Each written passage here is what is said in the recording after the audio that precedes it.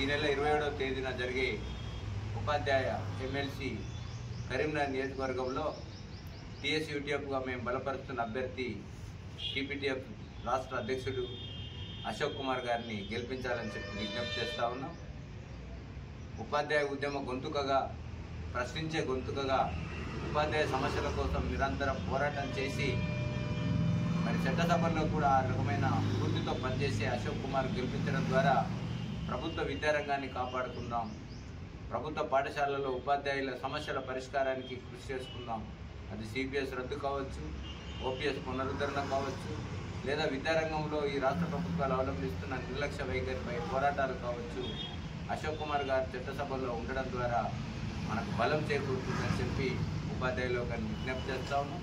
అదే సందర్భంలో ధన రాజకీయాల్ని ఓడిద్దాం, డబ్బుతో ఎన్నికల్లో ఓట్లను గెలవాలనుకునే వాళ్ళను ఓడిద్దాం, కార్పొరేట్ శక్తుల్ని ఓడిద్దాం, ప్రభుత్వ విద్యారంగాన్ని కాపాడుకుందామనే నినాదంతో మీ ముందుకు వస్తూ ఉన్నాం.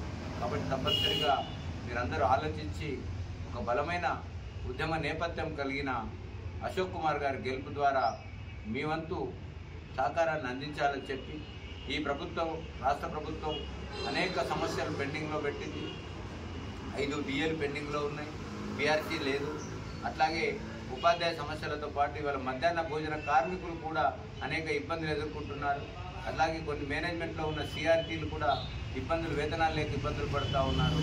ఇట్లాంటి సందర్భాల్లో పోరాడే సంఘాలు బలోపేతం కావాల్సిన అవసరం ఉంది.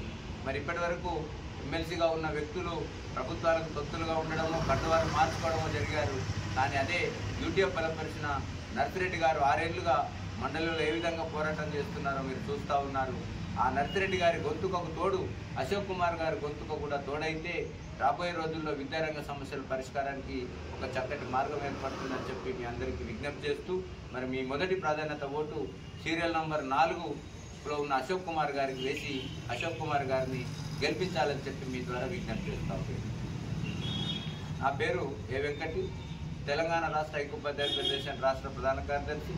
నాతో పాటు టీఎస్యూటీఎఫ్ నిర్మల్ జిల్లా అధ్యక్షులు దాసరి శంకర్ గారు, అట్లాగే టీఎస్యూటీఎఫ్ నిర్మల్ జిల్లా ఆఫీస్ బేరర్ మరియు ఎఫ్డబ్ల్యూఎఫ్ కన్వీనర్ మన గోవర్ధన్ రాజు గారు, అట్లాగే ఖానాపూర్ మండల బాధ్యుడు, అట్లాగే జిల్లా కార్యదర్శి మురళీధర్ గారు ఈరోజు ఈ కార్యక్రమంలో పాల్గొంటున్నాం.